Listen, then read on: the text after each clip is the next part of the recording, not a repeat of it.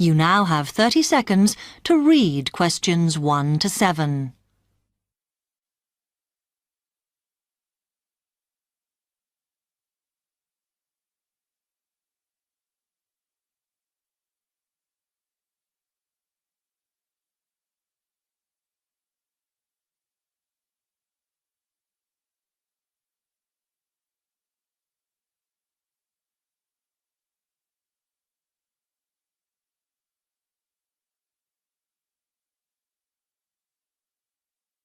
Hi, I've come to ask about the English courses you run for international students. Oh, right.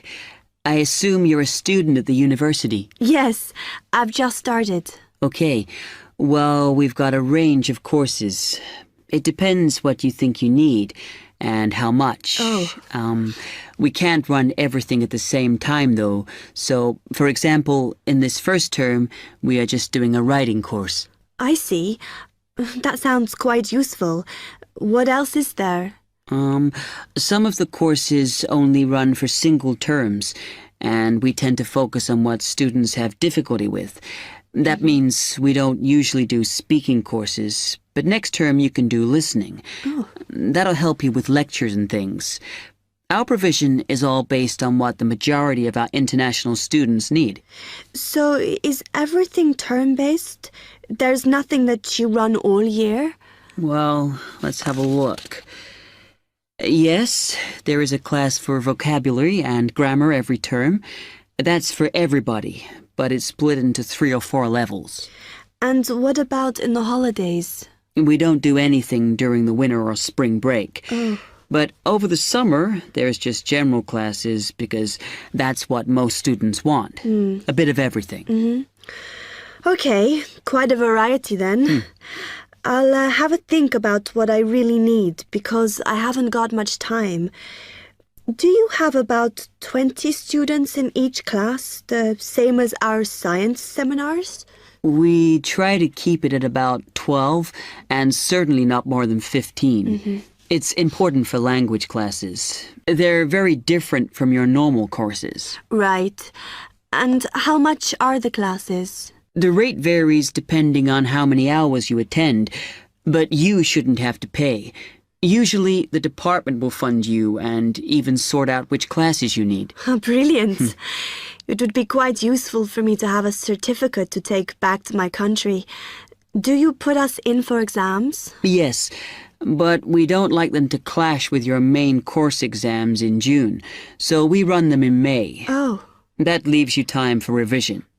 Do I have to sign up for something now? I'm not quite sure what I want. Classes haven't quite started yet, so you've got time to decide what you do. All we insist is that you sign up before week 5. That gives you about 3 weeks to decide. Okay. You now have 15 seconds to read questions 8 to 10.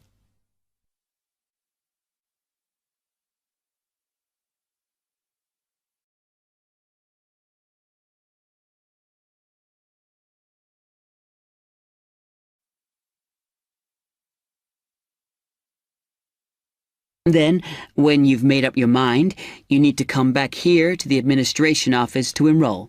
What do I need to bring with me when I enroll? My identity card, I guess. Yes, or your passport. Uh-huh. Then you'll be given a registration form, which you'll have to show to the teacher when you have your first class. Okay. And should I ask my tutor about which classes I should do then? Yes. Then you get a note from him and give that to the desk when you register. Can I use the computers here as well? Yes. You'll be given a password when you go to your first class. So remember to bring a disk with you to save your work on, as you won't be allowed to save it on the hard drive. Okay. Will I need anything else? Dictionary? We've got loads of those here that you can borrow. But you'll need a notebook as we don't provide paper or files. Okay. Thanks. That is the end of part 1.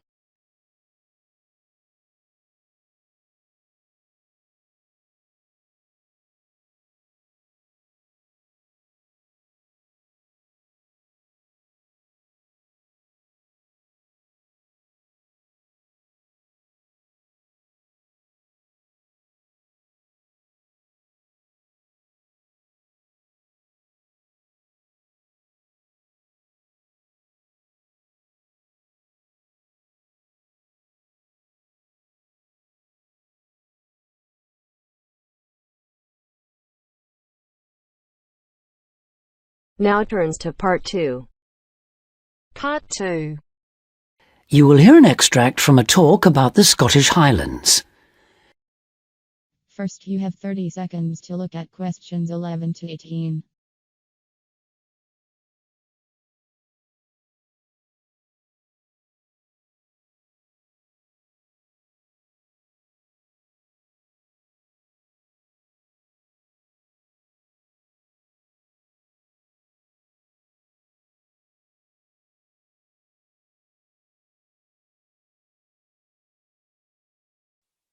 Today I have with me Moira Mackenzie, the author of several books in a well-known series of travel guides, and she'll be talking about what is probably the most fascinating wildlife area in Europe, the Scottish Highlands. Moira. Yes, that's right. And it's a wonderful place to visit with lots to do in an area that makes up over half of Scotland. Including the 790 islands that lie scattered around the coast, it covers 39,000 square kilometres. Getting there is easy.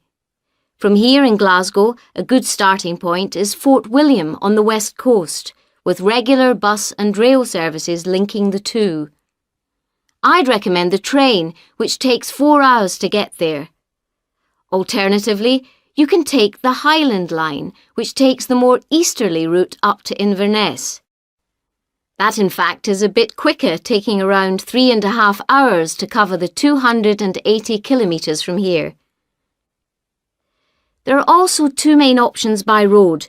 You can take either the A9 up through Stirling and Perth and then on to Inverness, or else on the west there's the A82 which runs up to Fort William and then, if you want, on to Inverness.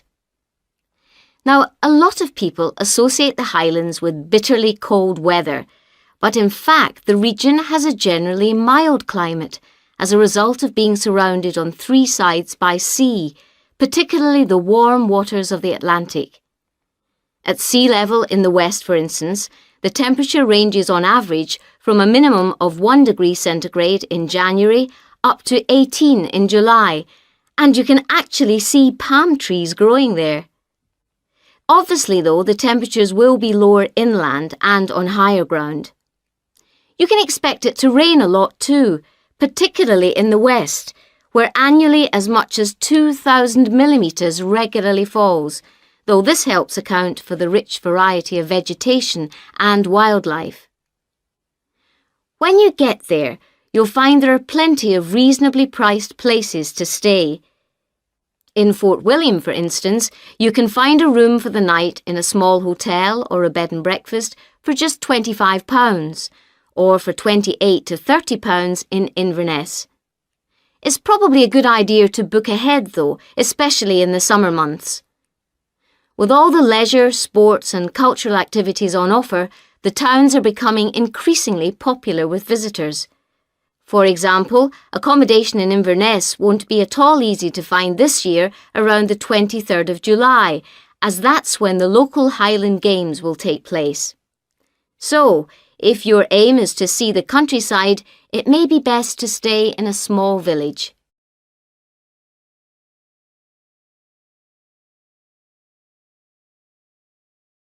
Now you have some time to look at questions 19 and 20.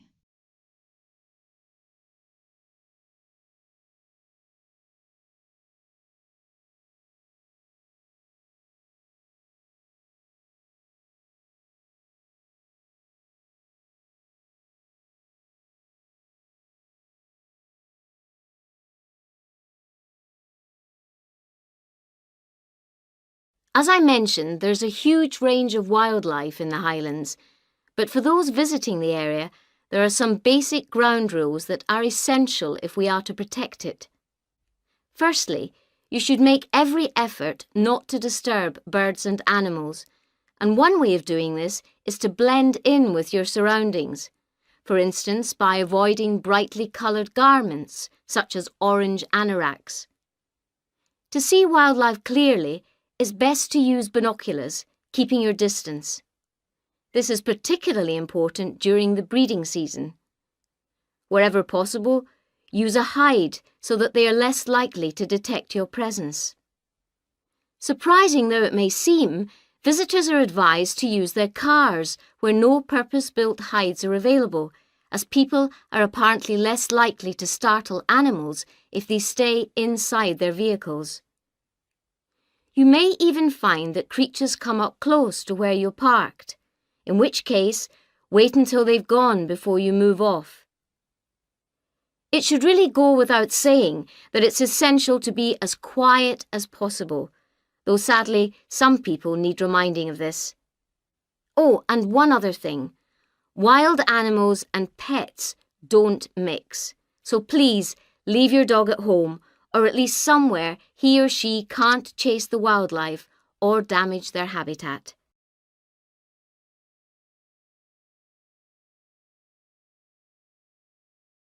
That is the end of part 2. You now have half a minute to check your answers.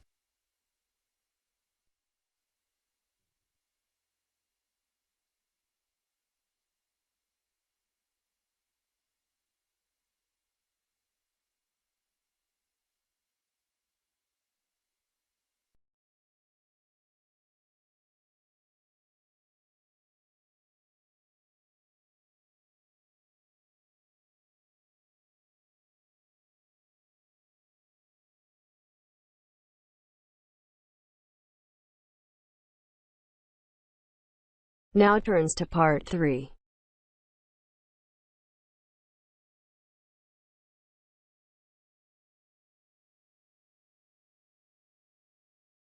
You are going to hear a conversation among Dr. Archer, Larry, and Judy, talking about the new term. First, you have some time to look at questions 21 to 26.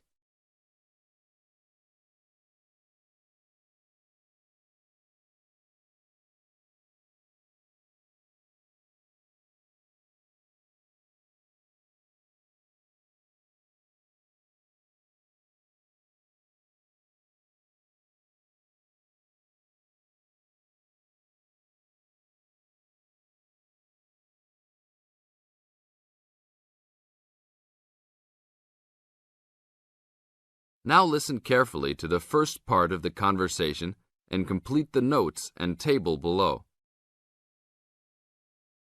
Okay, everybody, welcome back to the new term. I hope you've all had a good break and that you're keen to start on your research project. What I'd like to do this morning is to give you a chance to ask questions about the project, requirements, ways of approach, how to get help if you need it. Today is informal. It may be already written on paper, but it's nice to have an opportunity to have it confirmed. So, any questions? Dr. Archer, is there a confirmed due date yet to hand it in? Yes, I can now confirm that it's 16th of July, not 15th as first advised. Okay? And what about the word limit? Well, there is some flexibility on this, but in general it's 8 to 10,000 words. Ah, I see. And you can choose your topic, anything from years 2 and 3. Yes? I still can't work out what I want to do it on. In that case, you should see your course tutor to agree on your final topic, and you should also be aware that there is special assistance available at the library on library resources if you need help on that. Can I just check on the deadlines for everything? Certainly. Look, let me write it on the board when each stage should be completed. First of all, you've got to work on your basic project outline, and that's due in to your course tutor by 21st of February, which is only 2 weeks away, so you need to get cracking on that. Do we have to include a full reference list by then too? No, your reference list is due on 6th of April, which is 1 week later, so you have time to discuss this with your tutor. And when should we be doing the research? Well, that's over a 1-month period, essentially April to May. And the write-up? Well, you need to do quite a bit of research before you get going on your writing, so that's really May to July, with the due date for handing in on the 16th. Any more questions? Now look at questions 27 to 30.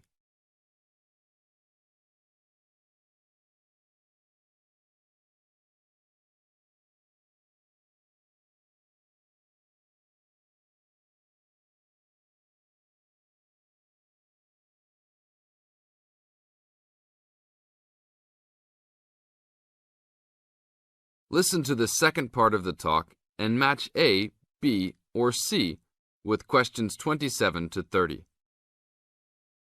Well, sir, just some advice, really. It's about the research approach. Would you advise us to use some case studies? Well, Larry, I know these can be difficult to arrange sometimes, but I really feel they are of great benefit in this subject. You can always talk to your tutor if you're having difficulty. Yes? I've looked over some previous research projects that are in the library. Is that a good idea, sir? I heard. Okay. I don't think you should go through them in detail, especially at this early stage, or you might end up being influenced by them more than you realize. But yes, it really is about the best guide you can have to what's required to what's expected in this type of project. Sorry, Judy, I butted in on you. That's all right. It's just that I noticed one project was a joint one. They worked together as a pair. Is that a good idea? Yes, I remember that paper. Working in a pair can have some advantages, but to be frank, this is meant to be an individual project, so it's best to work on your own. About using subjects, is it okay if we use family members? Your own relatives? I don't see why not. They probably offer some advantages in terms of availability, although you need to guard against possible effects on your research outcomes. So, you can if you want. Perhaps you should discuss this with your tutor if you plan to use relatives, so you can approach it in the best way. Okay, thanks. Okay then. Well, I hope we've been able to sort out a few things. You're welcome to see me at any time, or drop me a note if you have any more queries. Fine, thanks. That is the end of part 3. Now you have half a minute to check your answers.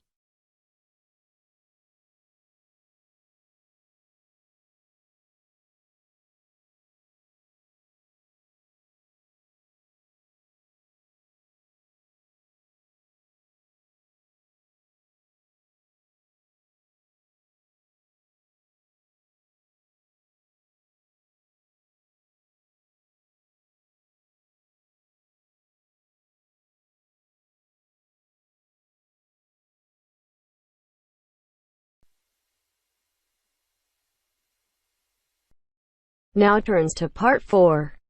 Part 4. You will hear a lecture about the Inuit Eskimos of Alaska and Canada. First, you have some time to look at questions 31 to 40.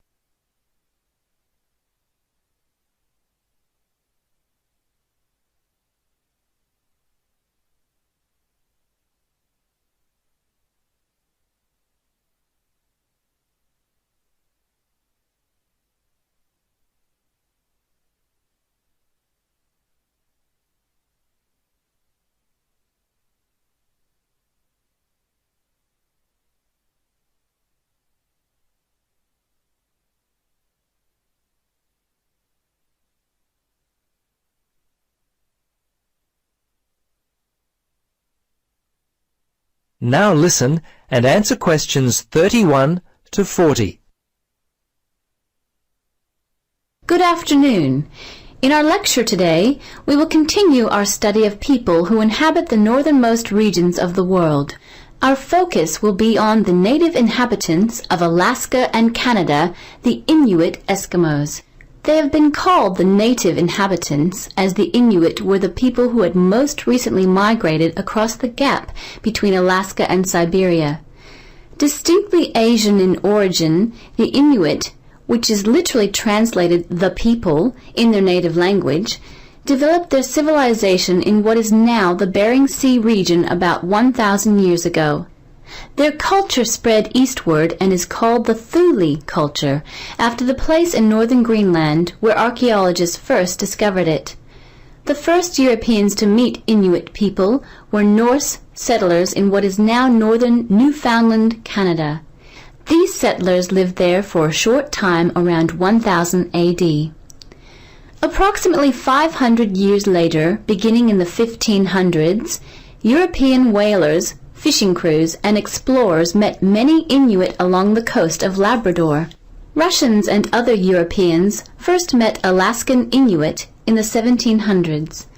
100 years later, in the mid-1800s, whalers began to hunt in the Arctic. Some Inuit were employed by whalers and traded with them during that time. Perhaps one of the most interesting aspects of the Inuit is how they were able to survive and grow in such a harsh Arctic environment. Firstly, and not surprisingly, their homes were well adapted to the freezing conditions.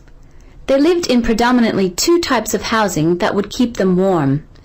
In the cold summer, they would live in tents that were made from the skin of the animals they had hunted for food, and they also traveled in boats. These were called umiaks by the natives. In the winter, they would live in houses made of sod, and when on hunting trips, they would commute by dog sled and build temporary houses made from ice. These igloos, which is the Inuit word for house, were uniquely made with a sharp blade carved out of walrus tusk. They would cut large blocks of hard-packed snow, about 3 meters wide, out of the ground. The blocks would then be used to build a 6-meter dome over a wide, shallow hole. Within 1 or 2 hours, an igloo up to 10 meters in length could be built. It was weatherproof and large enough to house an entire family.